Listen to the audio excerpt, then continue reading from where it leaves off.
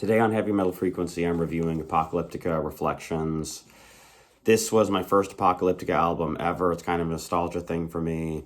This is my second copy, and I would highly recommend probably starting with this. You could start with some of their darker stuff like Inquisition Symphony, or you can start with some of their, this is sort of lighter, Reflections is a little bit lighter, but I would definitely, you can do what you want, but I suggest starting here if you're just getting into Apocalyptica.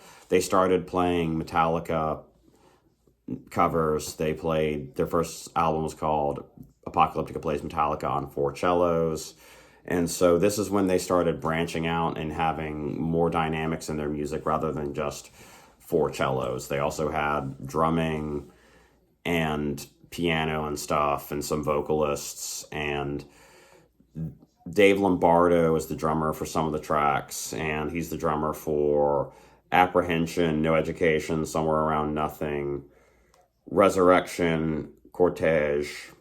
Yeah, those are the tracks, and that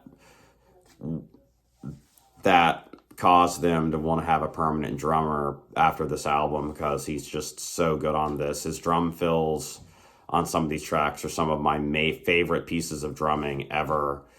And so this is a fantastic album. Apocalyptica's kind of divided into 2 categories, like the darker stuff and the lighter stuff. This is kind of lighter. Yeah, it's got distortion. Yeah, it's metal, but it's not as dark and dissonant as like Cult or Inquisition Symphony.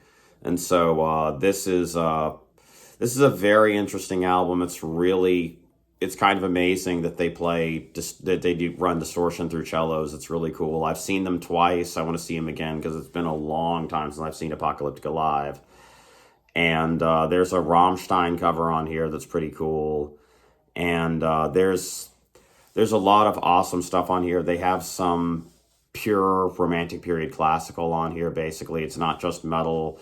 And this genre, it's called cello metal, but that's kind of an oversimplification. This is almost like a hybrid of, I'd say, neoclassical metal, traditional classical, or romantic period classical, progressive metal, and thrash all combined. And that's a lot of stuff going on. And so you could just say by default, this is kind of like a progressive metal project. Also, it's a classical crossover project. And so that's kind of up to your discretion as the listener to tell what this genre is, because they're just that different from any other band, because this is fantastic. And I would say that you have to spend a lot of time with this because same thing, you unconsciously want to listen to it more and you want to get the depths of complexity and the nuances and everything.